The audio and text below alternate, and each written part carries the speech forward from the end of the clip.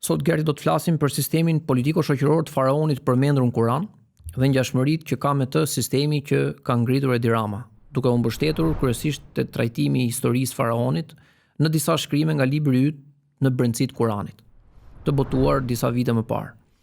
Jo pa qëllim, emri i profetit Musa është më i përmendur në Kur'an mes profetëve, ashtu sikurse historia përballjes tij me faraonin e Egjiptit është një nga historitë që haset më shpesh pjesë gjatë leximit të tij.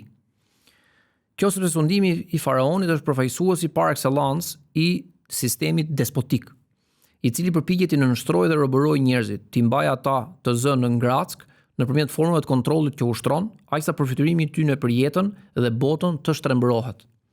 Tani, sistemi faraonik ka disa dimensione.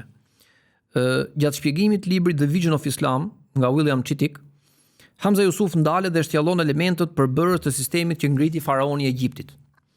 Bazuar në ajetet kuranore, Hamza Yusuf thotë që sistemi i faraonit kishte 4 dimensione. I pari është dimensioni politik i përfaqësuar nga vetë faraoni, i dyti është dimensioni ekonomik i përfaqësuar nga Hamani, i treti është dimensioni policor i përfaqësuar nga ushtria e cila mbështeste dy të parët, pra faraonin dhe Hamanin, dhe i katërti është dimensioni propagandistik i përfaqësuar nga magjistarët, cilët manipulonin dhe magjepsnin njerëzit. Në një përfundim ngjashëm ka arritur edhe gazetari Neritan Sejamini për pushtetin e Edi Ramës, kur thotë se ai mbështetet në 4 shtylla kryesore. I pari është pushteti politik, që ai sigurisht e përfaqëson i vetëm, pushteti ekonomik, pushteti i krimit dhe pushteti i medias dhe kontrolli i hapësirës së informacionit. Sa i takon dimensionit të parë, që është ai politik, sistemi faraonik ka në qendër despotin, veçoritë kryesore të cilit janë arroganca dhe vetëpëlqimi. Allah përshkruan faraonin në surën Yunus si kryelart në vendin e tij, që te kaloi gjithë kufit, deliri i tij madhështisë e bëri të rriste më të madhe o populli im. A nuk është jemi sundimi i Egjiptit dhe këtyre lumeve që rrjedhin poshtë meje? A nuk po shikoni? Arroganca t'i arriti kulmin kur e mblodhi popullin dhe deklaroi, siç tregon Allahu në surën Naziat, unë jam Zoti juaj më i larti. Hynizimi që pretendonte faraoni, thënë komentuesit e Kuranit, nuk lidhej me qenien e tij krijues si Zoti i vërtet, por më tepër si njohës i vetëm i asaj çfarë është e mirë për njerëzit dhe administratori i duhur i interesave të tyre jetësore.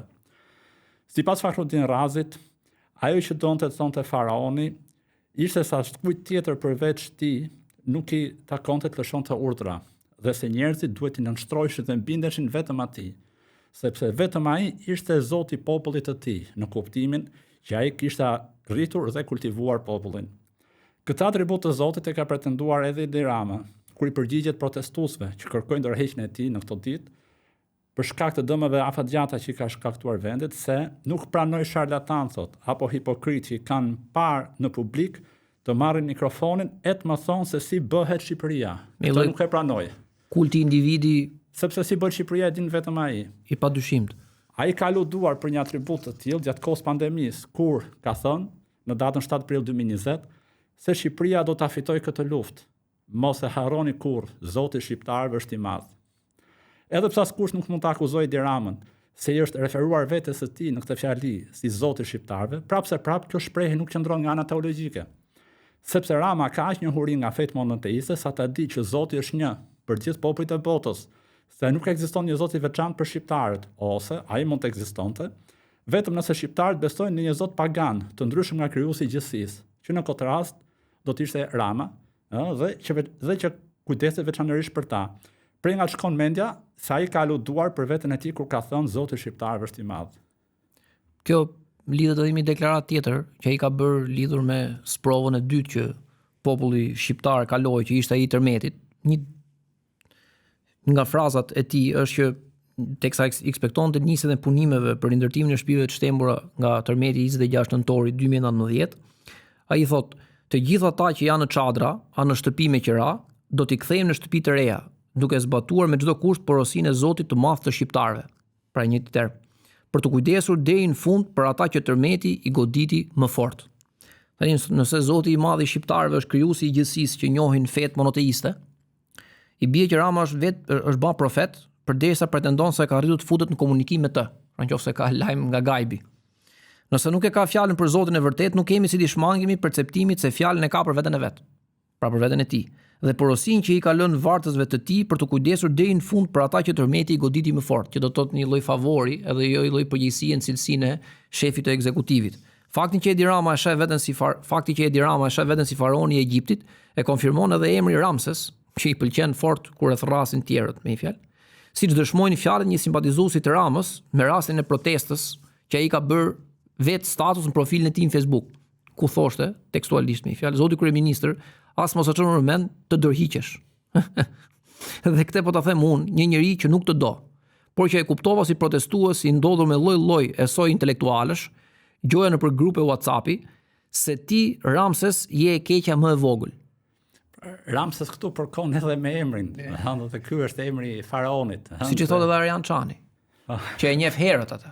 Po që dhe her pas here thotë Ramsesin, dhe Rama e pohon vetë këtu duke e ripostu ose duke e postu këtë fjalë të këtij kritiku, simpatizues. Letrar.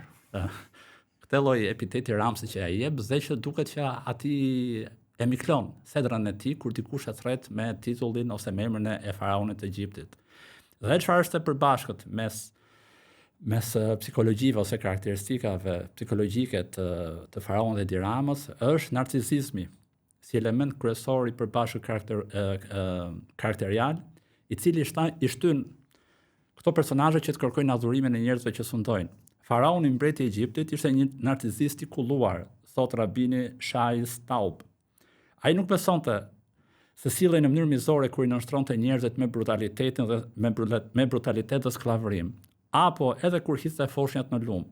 Ai ndihej sigurisht ai viktima. Në mendjen e tij, populli i Izraelit ishte një kërcënim për të, jo kundërta.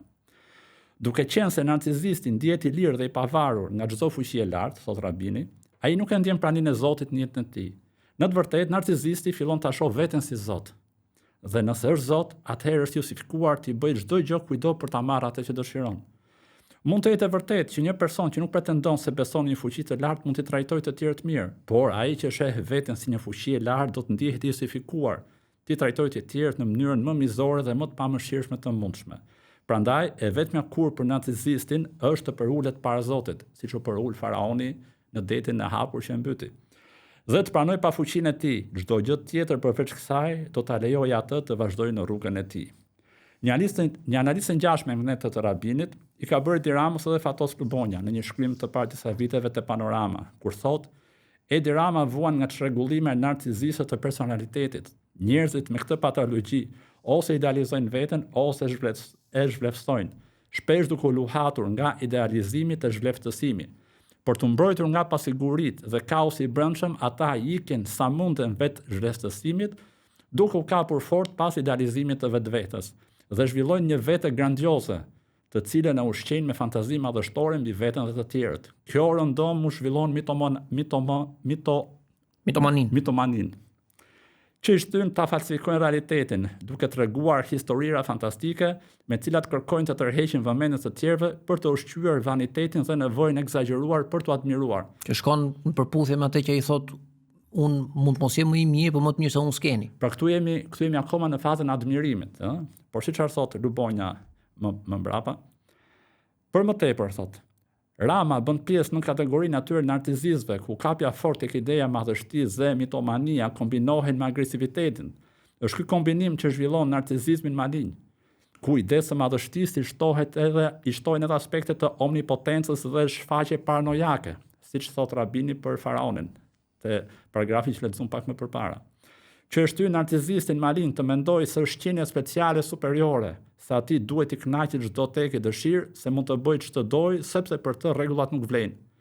Por ka akoma edhe më, narcizistët jetojnë në botë ku nuk ka të tjerë, sepse të tjerët nuk ekzistojnë, në kuptimin që i vetmi motiv për të hyrë në marrëdhënie të tjerët është seduktimi dhe manipulimi i tyre, siç do ta shohim më mbrapa te historia e faraonit me egjiptianët dhe izraelitët. Në funksion të idesë së tyre të madhështisë, duke i mbajtur vazhdimisht nën kritika, insinuata, tallje, denigrime, që kanë si qëllim final të shkatrojnë stimën për vetveten deri në atë pikë sa viktimat të besojnë, dhe kjo është e rëndësishme, që thot Lubonja, edhe vetë se janë të tillë dhe se nuk ju mbetet rrugë tjetër veçse të adhurojnë denigruesin e tyre. Pra këtu nuk kemi mos thjesht admirim, por Lubonja, i cili është një person sekular, ka përmend një term që është fetar, që është ai adhurimi të njerëzve ndaj personalitetit me tipare faraonike. Edi Rama në këtë rast. Dhe këtë ai e ka bë apo është përpjek vazhdimisht gjatë tyre viteve që ne e njohim edhe në cilësinë e kryeministrit të vendit, edhe përmes teknikës së përçarjes kundërshtarëve apo përçarjes grupeve apo përçarjes njerëzve. Sepse një ngjashmëri del edhe në surën Kasas, e treguar në surën Kasas, ku thuhet në ajetin 4 që vërtet faraoni e lartësoi veten në tokë dhe i përçau banorët e saj në fraksione. Ajo përçaja sondo që është e famshme. Dhe e famshme. Fahrudin Razi dhe Zamakhsheriu për këtë ajet thonë që ndarja e njerëzve në fraksione, që do të thotë përçarje dhe ndarja e tyre në grupe të armiqësi, në egjiptian dhe në izraelit pra, në mënyrë që ata të ishin më të bindur ndaj tij. Sepse kjo është një lloj po themi budallepsi e njerëzve, siç do ta tregojmë edhe pak më poshtë, dhe ata duke ja humb peshën specifike që kanë, ata fillojnë dhe e besojnë pak nga pak këtë peshë që kanë. Lubonja ke shkrimi që ju referuat pak më parë, thot gjithashtu që i shtyr nga smundja e tij e projektimit të skeqjes, gjithmonë të tjerët, dhe asnjëherë ke vetja me një fjalë, narcizisti malign ndan shoqërinë midis vetes së idealizuar dhe atyre që adhurojnë me një krah, dhe atyre që i kthen në armiq të urryer, që duhen denigruar, poshtëruar, asgjësuar në krahun tjetër. Pra, dhe që në rastin e historisë faraonit, ky grupi që adhurojnë me një krah janë egjiptianët, dhe grupi tjetër që denigrohet dhe konsiderohen si armiq të urryer janë izraelitët.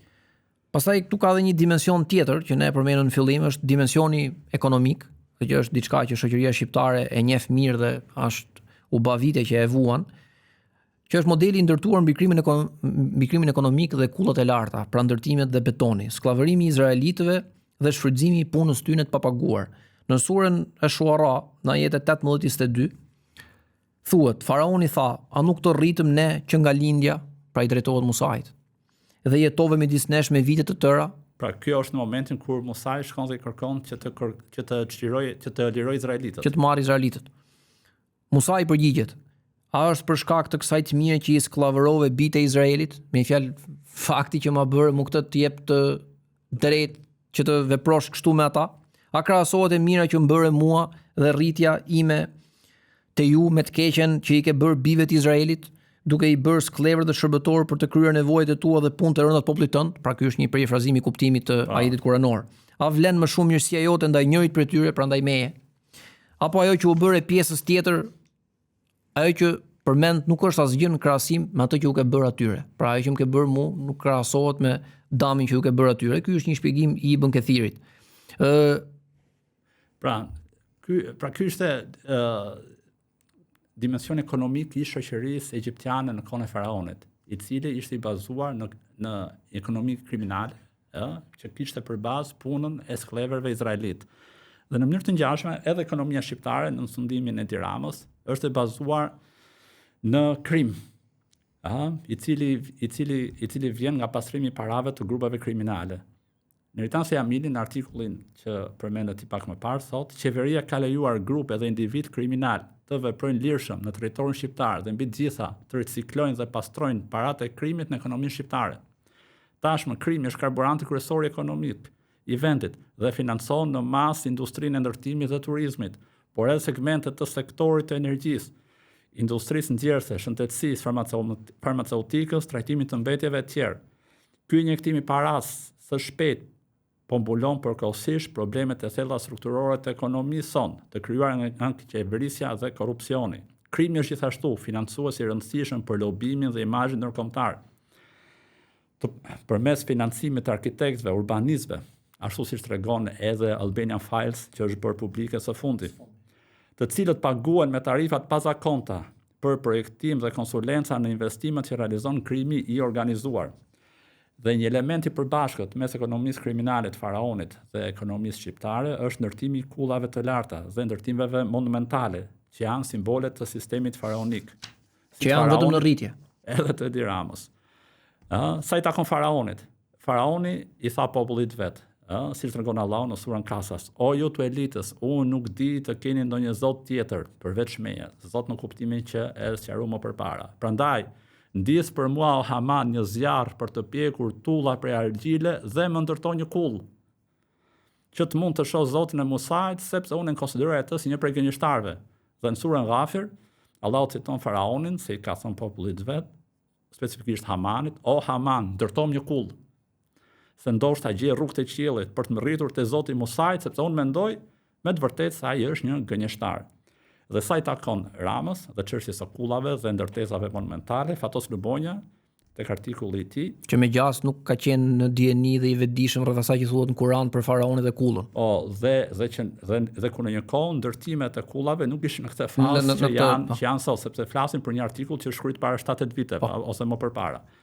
Aktet që i përmbledhin në mënyrë më të gjithëpërfshirëse të tëra simptomat e narcisizmit malign të Ramës janë sjelljet e tij me monumente trashëgimisë kulturore, sepse të monumentet projektohet ndoshta në mënyrë më spikatur ideja e madhështisë. Patologjia e tij u manifestua ndetyre sapo vuri këmbë në bashki, kur e ktheu qendrën e Tiranës nga zonë monument kulture në sheshin më të madh të ndërtimit të qytetit me synimin që të ngrinte atje kullat, që i krahasonte me obeliskët që kanë ngritur papët. Ky delir i kombinuar në mënyrë të pandashme me manipulimin dhe bashkëpunimin korruptiv me ndërtuesit, filloi të materializohet me shkatrimin e shumëshkaje nga qendra historike e Tiranës, për të zëvendësuar me ndërtime gjigante krejt pa lidhje me qytetin, dhe por vazhdon me projekte të ashtu quajturës rilindje urbane në përqendrat e qyteteve kryesore të Shqipërisë. Të shkatrimi deri fizik i monumenteve, thot Lubonja, për të zëvendësuar me veprat e tij gjen të gjitha simptomat e sëmundjes, gjen omnipotencën, që është nga cilësitë atributet e Zotit, nevojën e triumfit ndaj të tjerëve. Që ndoshta rast klasik si precedent mund të vlej Mussolini, i cili në mesin e Romës romake dhe kristiane ndërtoi godinat gjithsesi pa krahasueshmërisht superiore në estetikë dhe në madhështi me ato të Edi Ramës me fjalë, por për të lanë gjurmën edhe vulën e tij që tashmë Italia është e re dhe para së gjithash gjëja e re duhet manifestohet tek ndërtesat dhe tek godinat. Të cilat përjetësojnë ndërtuesin e tyre, por vizionarin. Emrin dhe fytyrën e vizionarit me fjalë, dhe ajo njihet me fjalë që është Roma e Mussolinit, edhe sot e kësaj dite dhe gjithmonë është destinuar të njihet si e tillë. Ktu kemi edhe një dimension të katërt, pa të cilin të tretë të mëparshmit do të ishin të dobët dhe nuk do të qëndronin dot në këmbë, që është dimensioni propagandistik. Roli i propagandës në funksion të ruajtjes pushtetit faraonik. Magjistarët e faraonit që janë të përmendur vazhdimisht në Kur'an, na diktojnë të kuptojmë se roli i propagandës në funksion të ruajtjes pushtetit faraonik shfaqet në përballjen e Musait me magjistarët. Përpara ballafaqimit, Allahu tregon surën Taha se magjistarët u drejtuan turmës së njerëzve me fjalët pa dyshim, këta të dy, pra Musai dhe Haruni, janë dy magjistarë që dëshirojnë t'ju nxjerrin nga vendi juaj me magjinë e tyre dhe t'ju largojnë nga stili juaj shembullor i jetës, një jetë që e kemi marrë kur kemi folur për dy dimensionet e dinit. Disa javë më parë. Pa që edhe faraoni kishte din, që ishte teologji dhe mënyrë jetese. Dhe mënyrë jetese. Shpreh specifikisht nga propaganduesit e faraonit. Shqetësoi para së gjithash për të dytën sesa për të parën, që do ta humbte. Tani nëse më parë faraoni deklaronte me mburrje prej Tirani se Egjipti dhe çfarë kishte i takojnë atij, siç e tregon ajeti kur tregon për ato lumenjt me fjalë që janë degëzimet e Nilit, në momentin që ndjen se pushteti po fillon të rrëshqas, makineria e tij propagandistike i bën thirrje patriotizmit njerëzve dhe frikës nga e panjohura ndryshimit. Magjistarët e qynë Egjiptin vendi juaj dhe jo më vendi i faraonit, pra fillon të çedojë dhe të shpërndajë pushtet. Teksa i drejtohen turmës për ta bërë atë të ndihet bashkëpjesëtare e pushtetit dhe përfituese të mirave të tij. Kjo më kujton në 22 qershor 1941, kur Stalini u vu në dieni që nazistët sulmuan Ukrainën dhe shkelën paktin e Mosulmit, për të parën dhe të vetmen herë ka dalë në Radio Moskva dhe i ka thënë popullit sovjetik, vëllezër dhe motra, atë dheu ka nevojë për ju. E para dhe e vetmja herë. Pushteti u bë demokratik. Pushteti u bë demokratik dhe popullor. Magjia realizuar për magjistarëve, e cila i bëri litarët të dukeshin njerëzve si gjarpërinj që lëviznin, ishte magjepsëse dhe jashtëzakonshme, por qëndresa e besimit e mposhti efektin e magjisë dhe bëri që magjistarët ta kuptojnë të vërtetën dhe t'i nënshtrohen asaj. Ky është sa i përket faraonit. Tani magjistarët e sotëm, sepse ata kanë kundërpartët e tyre sot. Mediat janë instrumenti më i rëndësishëm i vlerësimit apo zhvlerësimit të vetes grandioze të Ramës, që ju përmendet pak më parë. Pra ky është Lubonja pra. Ky është kur flet për mënyrën se si ai Pra kjo është korespondusja e sistemit propagandistik në sistemin e Edi Ramës. E cila flet për nuhatjen e jashtëzakonshme të Fatos Lobonjës, sepse gjithashtu mund të themi me gjasa që nuk ka qenë në dienit këtyre nuancave të holla që Kurani hedh dritë mbi mënyrën se si faraoni menaxhonte në mënyrë virtuoze për fat keq. Por kthehemi te ajo që kemi thënë në episodin e parë, te fitra. Ke fitra që te flaka kandilit, pra që njeriu me fitran e pastër mund dalë në ja qëllon vërtetës, edhe pa pas shpalljen. Edhe pa pas shpalljen. Është pikërisht për këtyre njerëzve që për intelektualëve me integritet shoqërinë tonë që ja qëllon vërtetës. Për çështje të ndryshme, biles duhet më thënë. Ato, thot Lubonja, janë për të një person admirues apo zhvlerësues i shumëzuar me mira. Prandaj, ato duhet të punojnë maksimalisht jo për të vërtetën, por në funksion të ngritjes sa më lart të murit të vetes grandioze, me të cilin mbulon dobësitë e vetes reale. Veçanërisht në shoqërinë tonë të spektaklit, ku imazhi është më i rëndësishëm se realiteti, mediat janë bërë instrumenti kryesor i manipulimit. Dhe prap kjo është shumë më tepër e vërtetë dhe madhështore në nuhatje dhe pikasi, sepse është thënë në vitin 2017-2018, kur intensiteti i portaleve dhe i rrjeteve sociale, ç'është e vërteta, nuk ishte siç është sot. Nuk mjafton kjo, thot, por duke qenë se etja për admirim dhe manipulim vetëm se i rritet, së fundmi ai ka krijuar edhe televizionin e vet në internet, që është ERTV, pra Edi Rama TV, për të cilin i shkruan një komentuesi. Ky është televizion, thot, për çdo që do të shikojë e të dëgjojë mbi reformat, punët dhe sfidat e qeverisjes. Pra e vërteta buron vetëm prej tij. Si buronte vetëm prej faraonit, buron edhe vetëm prej Edi Ramës. Por sistemi faraonik me këto dimensione që ne përmendëm, pra dimensionin politik, dimensionin ekonomik, dimensionin policor dhe ushtarak dhe dimensionin propagandistik, nuk mund të ekzistojë pa popullin, sepse ky sistem aplikohet mbi një popull. Atëherë pyetja që bëhet është kush janë karakteristikat e këtij populli që pranon sistemin faraonik, pra kush ishin karakteristikat e egjiptianëve në kohën e faraonit, dhe si korrespondojnë karakteristikat e egjiptianëve me karakteristikat e shoqërisë tonë në sistemin e Edi Ramës. Pra, sistemi faraonik nuk mund të ekzistojë pa popullin që nënshtrohet në artizizmit të faraonit të tij. Siç e tha më parë, faraoni përçau popullin e tij në dy grupe. Një grup që ndoqi dhe një grup që sklavëroi. Të dy këto grupe u bindën secili sipas mënyrës së tij faraonit. Dhe sa i takon grupimit të parë, pra egjiptianëve, dhe mënyrës se si nënshtroi ato faraoni, Allahu thot në ajetin 54 të surës Zukhruf, faraoni e bëri të ndjehej i papesh popullin e tij. Prandaj populli u bind. Pra, për të nështruar të tërhequr pas vetes egjiptianët, faraoni përçmoi dhe u uli vetvlerësimin. Termi kuranor që dhe kjo përkon shumë ato çfarë thot edhe Lubonja për Edi Ramën dhe mënyrën se si i bën të njihet të pavlerë njerëzve që u drejtohet. Termi kuranor që përshkruan këtë taktik faraonike është folja istikhafa, e cila rrjedh nga rënja khafa, që ka kuptimin e të qenit i lehtë dhe i papesh në trup, në vepra apo në mendim. Të tillë konsideroi faraoni popullin dhe kështu e bëri të ndjehej me propagandën e tij. Vendosja e parashtesës IST i shton dimensione të reja kuptimore e foljes khafa, kur ajo bëhet istikhafa. Një prej tyre është përbuzja, mospërfillja, ulja vlerë dhe nënçmimi. Një kuptim tjetër i kësaj folje është trajtimi si i cekët dhe ignoranti i dikujt, aq sa të ndjek marrëzinë e personit që e trajton në këtë mënyrë. Arsyeja që shtyu faraonin në këtë manipulim psikologjik të popullit ishte frika dhe pasiguria e tij për të ardhmen, siç të kuptohet ajeti 6 i surës Kasas, që t'i tregojnë faraonit, Hamanit dhe ushtarëve të tyre atë gjë të cilës i trembeshin. Faraonit merroi nga fakti se nëse njerëzit do të kuptonin sa i frikësuar ishte nga profecia që një prej izraelitëve do bëj shkak që të rrëzohej nga pushteti, imazhi që kishte ndërtuar për plotfuqishmërinë e tij do të sërmojë në sytë e tyre. Prandaj bëre njerëzve që të ndjeheshin të papesh dhe të dobët, pra për adhuruesit ose ndjekësit e tij egjiptianët, ishte vetëm mënyrë për të fshirë dobësinë dhe për t'u ndjerë ai veti fort. Në vazhdim të ajetit, Zoti jep edhe arsyen pse faraoni ja arriti pra qëllimit, synimit që ta bëjë popullin të ndihet i papesh, i dobët dhe i nënçmuar, aq sa të bindet dhe ta ndjek në përçartjet e tij. Pra flasim akoma për egjiptianët. Pra subjektet e tij, që ishin shumit pa krahasueshmëri superiore me pakicën izraelite. Ai bëri të ndihej i papesh popullin e tij. Prandaj populli u bind atij. Ai është vërtet një popull i pacip. Është pacipsia.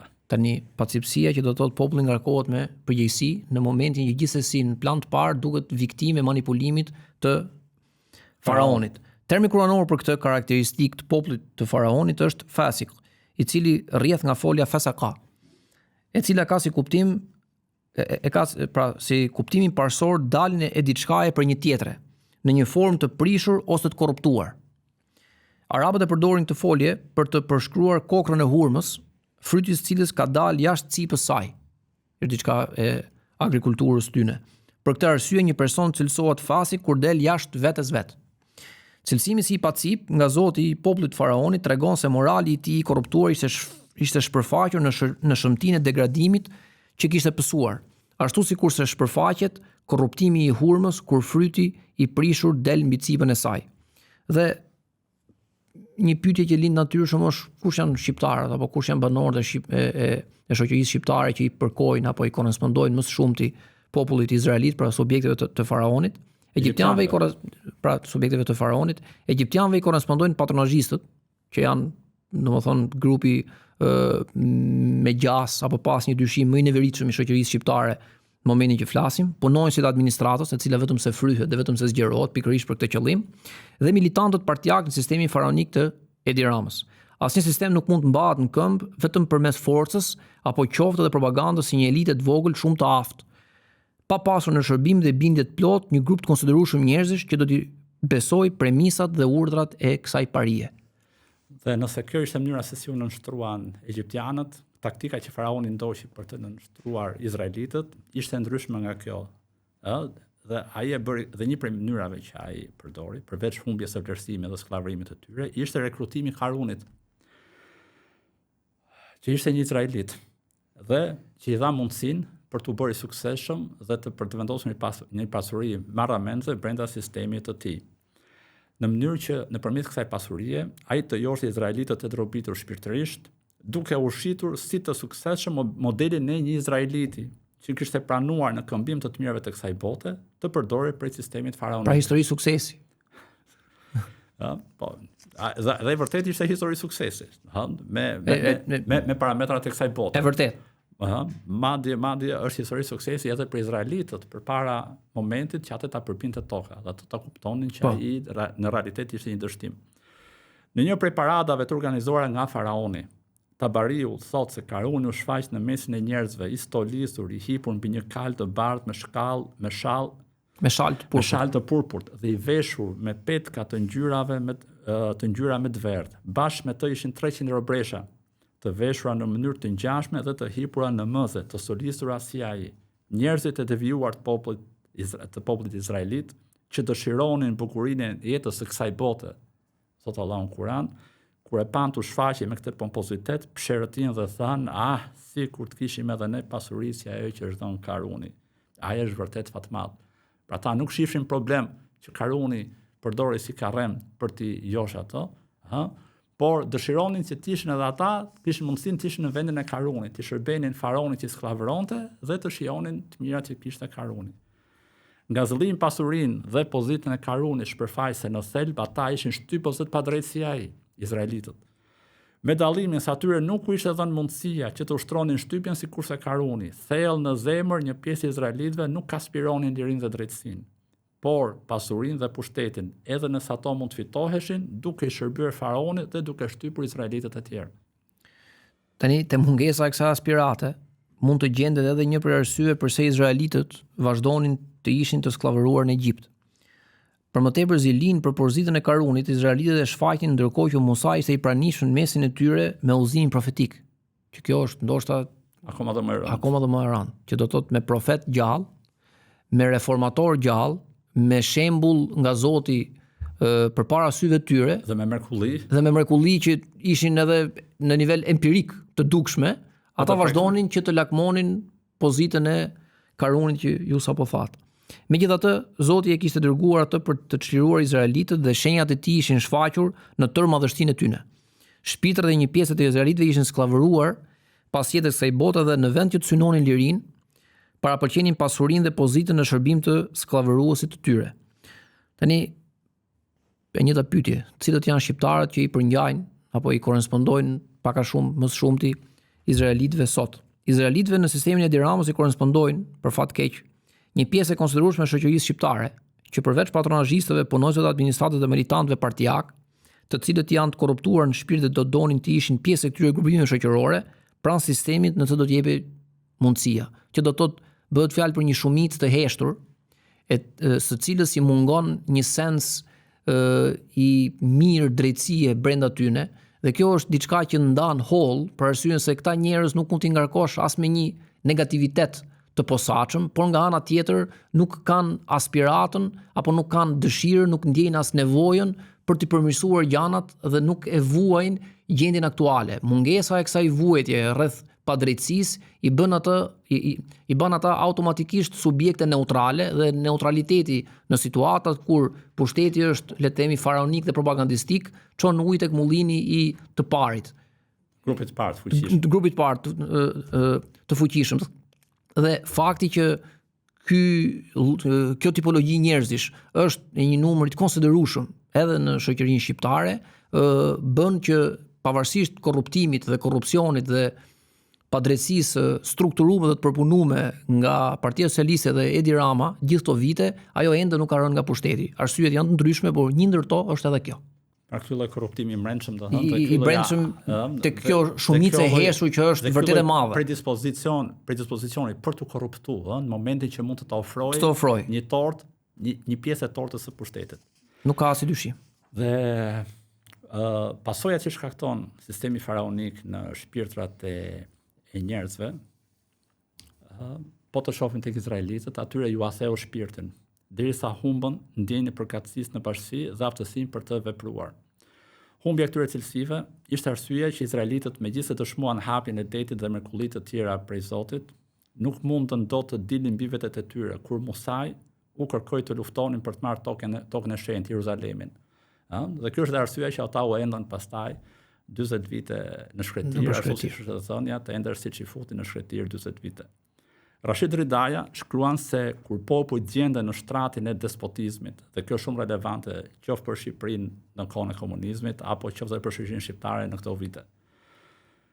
Kur popujt gjenden, thot ai, në shtratin e despotizmit, të shtypjes dhe të autokracisë, karakteri i tyre degradon dhe shpirti poshtërohet.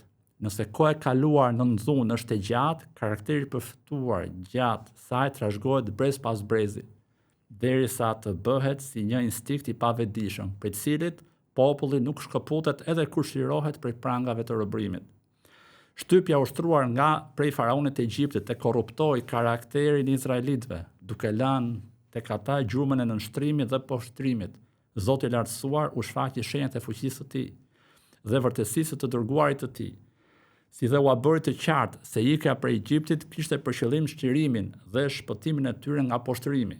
Megjithatë, shpirtrat e tyre të nënshtruar refuzuan të përballen në betejë për të marrë tokën e shenjtë dhe u dënuan me endje në shkretëtir, derisa u shua brezi formuar në izujtari dhe robërim, pra derisa u shua 40 vite brezi i formuar në izujtari dhe robërim. Shembulli i kësaj historie shërben, thot Ridaja, për të kuptuar se reformimi i kombeve të deformuar nga shtypja dhe autokracia nuk vjen vetëm se nëpërmjet formimit të një brezi të ri, i cili do të ndërthurë lirin, pavarësinë dhe krenarin me njohjen e ligjit të Zotit, virtyteve të tij dhe zbatimin e tij. Kjo na shpije dhe na lidh pashmangshmërisht me ngjarjen kryesore të 2 muajve të fundit apo të këtyre 40 ditëve të fundit, që është protesta masive apo protestat masive në Tiranë dhe që karakterizohen nga një prani e konsiderueshme e të rinjve apo e asaj që quhet gjenerata Z. Treguesi më shpresdhënës i protestave është pikërisht pra më masive të pluralizmit politik nga 90-ta e këtej, kanë dëshmuar që në gjinin e saj ekzistojnë qoftë edhe disa dhjetra mijëra njerëz, të cilët kanë treguar një konsistencë të admirueshme në këto javë, të cilët as nuk do donin të ishin në vendin e patronazhistëve, punonjësve të administratës dhe militantëve, që sapo përmenëm. Dhe fakti që shumica e tyre janë të rinj, pavarësisht po themi mangësive apo pikpyetje që mund të kemi për brezin, siç kihet për çfarë lloj brezi me fjalë, është dëshmi gjithsesi që Pra është dëshmi e mundësisë së shkëputjes së zinxhirit të skllavërimit ndaj joshjeve dhe intimidimeve të pushtetit, që është diçka klasike, duke rrezikuar sigurinë e vogël private që sistemi ka dhënë në këmbim të përpjekjes për ta rrëzuar në emër të një të mirë akoma dhe më të madhe, kësaj radhe publike dhe tërësore për të gjithë. Dhe kjo është gjëja ndoshta gjëja më admirueshme që ajo protestë ka. Ose më pozitive këtyre Ose protestave. më pozitive këtyre protestave. Ai lloj brezi, si thot Rashid Ridaja, i lindur dhe i rritur në liri, i çliruar nga skllavëria që kanë pas prindërit e tyre. Prindërit e tyre. Tani qëndresa ndaj sistemit faraonik implikon pashmangshmërisht edhe muslimanët. Sepse muslimanët do të përballen padyshim me pushtetarë dhe pushtetet ngjashëm me faraonin dhe pushtetin e tij politik. Në surën Dukhan, Allahu identifikon vetë personin e faraonit me ndëshkimin që buronte prej tij. Thotë ne i shpëtuam bijtë e Izraelit prej ndëshkimit poshtërues prej faraonit. Raziu thotë se ky ajet mund të kuptohet sikur ai me vetë personin e tij ishte një ndëshkim përçmues për shkak të tejkalimit në ndëshkim dhe poshtërimin e njerëzve. Që është vërtet e frikshme. Allahu i premton izraelitëve. Zoti e sjell atë person ose një person me tipar të faraonit si ndëshkim për vetë popullin. Si ndëshkim për vetë popullin. Që është më e frikshme sepse gabim, pra është më e frikshme për vetë ata. Për vetë popullin. Për vetë popullin. Sepse tregon shkallën e korruptimit të popullit, për sa kohë që ato meritojnë që Zoti t'i sjellë një personazh ose një të parë, një kryeministër që ka tipare faraonike.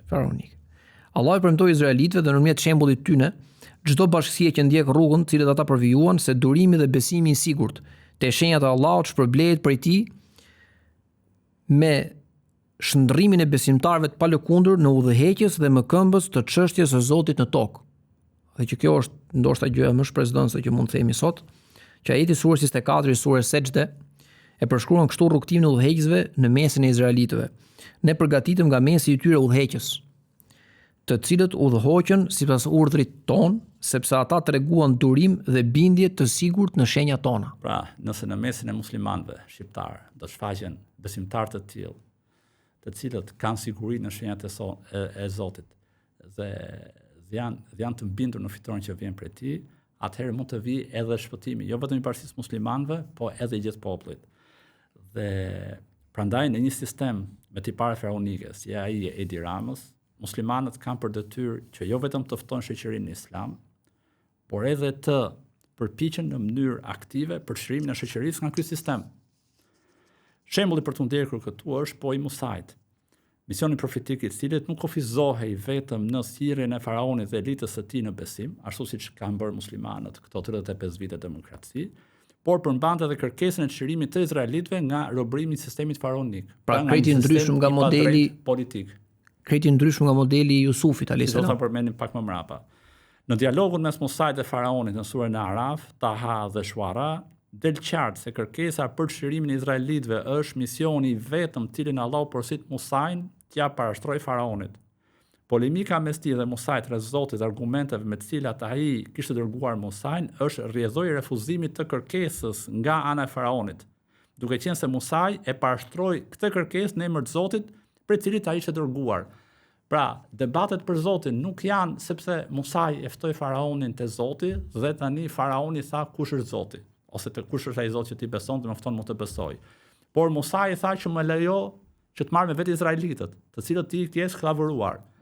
Dhe këtë kërkesë unë ta bëj në emër të Zotit. Në këtë moment është faraoni që i thot Musait, kush është ky Zot në emër të cilit ti më kërkon që unë të lë të hikin izraelitët. Që do të thotë në një skenar hipotetik ku faraoni do kishte lejuar që Musai të merrte me vetë izraelitët, nuk do kishin pas ato lloj debatesh teologjike mes Musait edhe faraonit. Pas nuk do shfaqeshin shenjat dhe mikrollit që Allahu shfaqi Musait, sepse Musai me gjithë izraelitët do të kishte ikur. Pra ky lloj misioni çlirimtar i Musait është një mision profetik, të cilët e bartin muslimanët në çdo vend, në çdo kohë, momentin që ato përballen me një sistem që ka tipare faraonike, siç është edhe ai sistemi ku neve ndodhemi sot. Në Kur'an gjen edhe historia e profetit Jusuf, i cili u bë pjesë e sistemit politik të kohës, duke marrë një detyrë të lartë drejtuese nga mbreti i Egjiptit, musliman shqiptar, sot. ndoshta i referohen më shumë shembullit Jusufit si modeli kuranor i integrimit dhe bashkëveprimit me sistemin në cilin gjenden aktualisht. Por shembulli më drejt për të ndjekur është ai Musait, jo Jusufit. Mbreti i Egjiptit në kohën e Jusufit ishte një sundimtar i drejtë, që nuk i robronte egjiptianët dhe që përpiqej për miqenien e tyre. Skenar krejt tjetër nga ai i faraonit. Edhe yni. Dhe ynin në të kohë. Pra, mbreti i Egjiptit, Zoti çon një ëndër atij, që është ëndra e 7 lopëve të majme, dhe 7 lopëve të dopta. Dhe këtë ëndër e interpreton Jusufi. Dhe kjo ëndër parashikte pikërisht atë që do ndodhte me Egjiptin, për 7 vitet e thatësirës që do vinin pas 7 viteve të bereqetshme. Fakti që Zoti ja çon këtij mbreti këtë ëndër, tregon shumë për të Egjipti, tregon pikërisht për karakterin e tij, që ishte një karakter i cili shqetësohej për mirëqenien e Egjiptit. Si ëndrat e Abdul Mutalibit.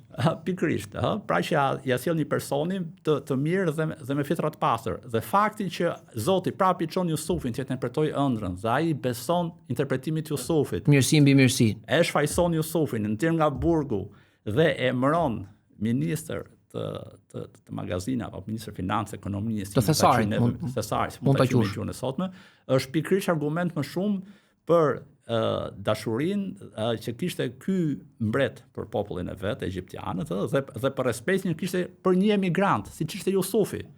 Sepse ne dimë që moment që Jusufi është ministër, sjell edhe familjen, sjell izraelitët aty. Pra, ku ka krahasim Egjipti i mbretit të Jusufit, që respekton, që don popullin e vet dhe respekton izraelitët, me faraonin e Musait, i cili e ka nënshtruar, e ka përçmu, e ka shkel me këmbë popullin e vet dhe nga ana tjetër i ka skllavëruar izraelitët. Dhe s'ka dyshim se kujt i ngjan më shumë ti shoqëria jonë. Dhe për këtë arsye, pra ai shembull për që duhet të ndjekin muslimanët në Shqipëri është pikërisht ai Musait, që është i ballafaqimit me sistemin dhe jo i bashkëpunimit me të ose integrimit në të, sepse integrimi pastaj ka bart rrezikun që muslimani i cili futet me dëshirën e mirë për ta përmirësuar sistemin ose për të vepruar mirë brenda sistemit të korruptohet prej tij. Ndoshta Karuni, që përmendet në Kur'an, si izraelit që ishte, kur fut fillimisht me sistemin e faraonit, me qëllime fisnike. Mirë, po në fund fare ai përfundon i korruptuar dhe shtypos për izraelitët. Tani, nga ana tjetër, faraoni i Egjiptit Musait është arroganti i madh i historisë, ai që pretendoi hynizimin dhe adhurimin nga të tjerët, që nënshtroi popullin e tij dhe skllavëroi izraelitët, e që sfidoi shenjat e Zotit. Me Musai nuk kishte vend bashkëpunimi me një pushtet të tillë, sepse ai meritonte denoncim dhe ballafaqim. Kështu që sapo tham, situata dhe skenari ishte krejt tjetër dhe përpjekje për shrimin e njerëzve të robëruar.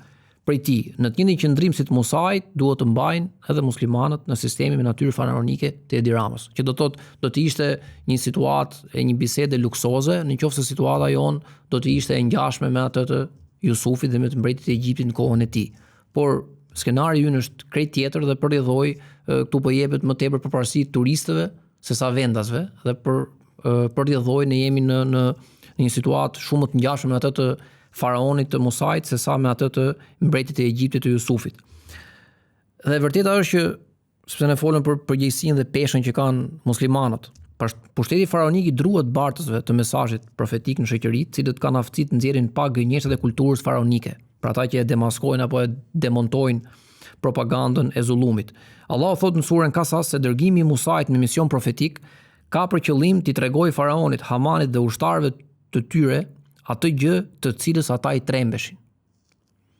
Prandaj, si Edi Rama, ashtu dhe media e tij propagandistike reaguan ditët e fundit, javët e fundit me zemërat dhe 2 hoxhallarëve të angazhuar në mënyrë aktive në protestat aktuale, dhe Mustafa Tërniqit dhe Abedi Musallarit. Në rastin e parë, në rastin e hoxhës Mustafa Tërniqi, nëpërmjet një postimi në Facebook, Edi Rama i kërkoi që feja të mos dalë jashtë xhamisë, duke i thënë atij që hoxh ti je për të lexuar dhe predikuar lutjet dhe jo për të marrë me punët publike. Ndërsa portali shqiptarja.com i kërkoi hoxh Abedin Musallarit që çështjet që ndodhin jashtë xhamisë të mos i fuzë brenda në xhami. U shqetësua më tepër për ne, shqiptarja.com, se sa për shoqërinë. Në dyja rastet, shtylla politike e sistemit sekular dhe shtylla propagandës së sistemit kanë kërkuar në mënyrë antikushtetuese, totalisht antikushtetuese, që feja të mos përzihet në çështjet e sferës publike dhe të mos ofrojë zgjidhje për to. Ky është në realitet thelbi i sekularizmit sekularizmit që ka çirrur maskën e tij gjasme të neutralitetit. Sepse siç e kemi përmendur në episodin e sekularizmit dhe sekularizimit të fesë, sekularizimi shenjon rindërtimin transformues të fesë në një formë që ajo të mund të jetë nënshtruar nga shteti sekular për të bërë një çështje kryesisht private, pra personale, e brendshme që në thelb ka të bëjë me besimin dhe ndërgjegjjen dhe që në mënyrë të prerë nuk duhet merret apo duhet ndar nga politika, shkenca, arsimi, arti dhe kultura. Që janë sfera racionale, sepse feja është irracionale, sipas kuptimit sekular për fen. Apo shëruese. Sekularizmi ose terapeutike. Terapeutike, ajo është. Sekularizmi sigurisht yoga. Sekularizmi modern është larg qenit neutral apo universal. Gjë që e kemi thënë kur kemi folur për Taylorin, që ka një ndarje midis sekularizmit klasik dhe atij të korruptuar. Sepse shteti sekular e dëbon fen në sferën e personales dhe shpirtërores, duke i mohuar asaj autoritetin mbi fushat racionale të ekonomisë dhe politikës. Dhe historia e faraonit, apo e kujdoj që një përngjet faraonit të ndërtojnë sistem faraonik, nuk do ishte e plot pa përfundimin e faraonit dhe të atyre që i përngjajnë atij. Dhe Allahu e ka përmendur edhe fundin e faraonit në Kur'an. Sa i takon fundit të sundimtarëve korruptues si faraoni, sepse kështu i quhen Allahu, që nuk janë vetëm të korruptuar, por edhe korruptuas, fasit dhe mufsit, që janë termat në arabisht. Pra sa i takon fundit të këtyre lloj sundimtarëve, të cilët korruptojnë shpirtrat e njerëzve dhe tokën, historia ka dëshmuar vazhdimisht se si përfundojnë. Allahu thot në surën Neml, faraoni dhe populli i tij mohuan shenjat e Zotit me padrejtësi dhe arrogancë, ndërkohë që ishin të sigurt në vetvete për vërtetësinë e tyre. Prandaj, shih si ishte përfundimi i korruptuesve. Duke qenë se faraoni pretendoi atributet e Zotit vërtet, ato të qenit zotëruesi, rritësi, kujdestari, edukuesi, kultivuesi, urdhëruesi, ndalosi popullit të tij dhe kërkoi prej popullit që t'ia njihnin si të tilla këto cilësi, këto atribute që takojnë vetëm Zotit. Allahu thot në surën Naziat se e ndëshkoi atë me një ndëshkim ekzemplar në këtë jetë dhe në botën tjetër. Për shkak të fjalëve të tij, nuk di të keni Zot tjetër përveç meje dhe unë jam Zoti juaj më i larti. I tillë me ndëshkim ekzemplar në këtë jetë dhe në botën tjetër, do të jetë fundi i çdo sundimtari që do të ndjek shembullin e faraonit dhe do të pretendojë se është Zoti i popullit të tij. Por për kësaj historie, sot Allahu në surën Naziat marrin mësim vetëm ata që i frikësojnë atij.